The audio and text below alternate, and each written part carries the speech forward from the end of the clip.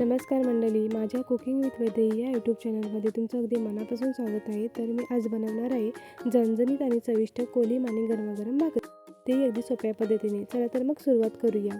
सर्वप्रथम मी ते कोलीम स्वच्छ करून घेतली आहे। कोलीममध्ये थोडासा कचरा असतो, तो नीट काढून टाकायचा आणि 2 ते 3 वेळा स्वच्छ पाण्याने धुवून घ्यायचं।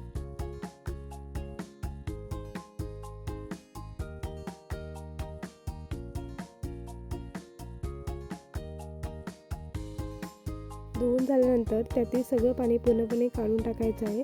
आता साईड बाय साईड मी इथे भाकरी पण करते आहे। तर भाकरीचं पीठ मी इथे मळून घेतलेलं आहे।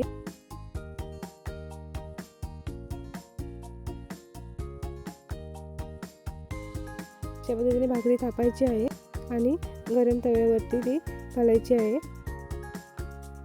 भाकरी अशी छान फुगली की मनाला वेगळाच आनंद येतो, बरोबर ना? तर आपली भाकरी तयार आहे। आता आपण कोलीम करूया। तर त्यासाठी मी बारीक कांदा चिरून घेतलेला आहे। कांदा जरा जास्त घ्यायचा आहे, म्हणजे कोलीमला अजून एक वेगळीच टेस्ट येते कांदा जास्त असेल तर।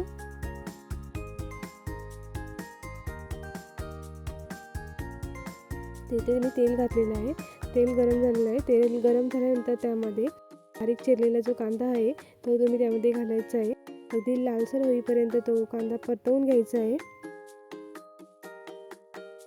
कांदा लालसर होईपर्यंत भाजून घेतला। त्याच्यानंतर आपल्याला त्याच्यामध्ये मसाले घालायचे। त्यासाठी मी लाल तिखट मसाला घेतला आहे, हळद घेतलं आहे, धना पावडर आणि गरम मसाला, हे मसाले घेतलेले आहेत आणि व्यवस्थित मिक्स करून घेतलेले आहे।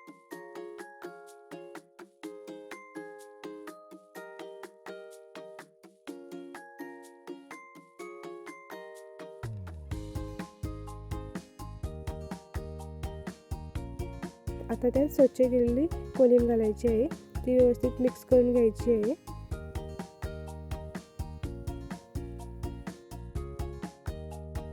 आणि थोडंसं मीठ घालून सगळं नीट मिसळायचं आहे।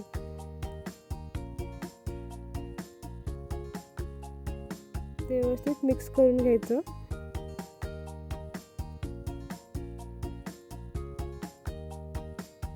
त्यामध्ये थोडीशी चिंच किंवा आंबट घालू शकता, त्यामुळे चव अजून मस्त लागते। त्यानंतर झाकण ठेवून 4 ते 5 मिनिट शिजू द्यायचं। कोलीम जास्त वेळ शिजवायचं नाही, नाहीतर कडक होते।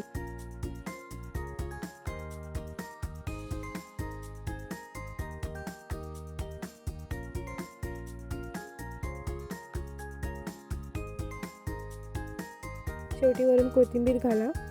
तर बघा मंडळी, आपली झणझणीत कोलीम आणि गरमागरम भाकरी तयार आहे। व्हिडिओ आवडला असेल तर लाईक करा, शेअर करा आणि सबस्क्राईब करायला विसरू नका। धन्यवाद।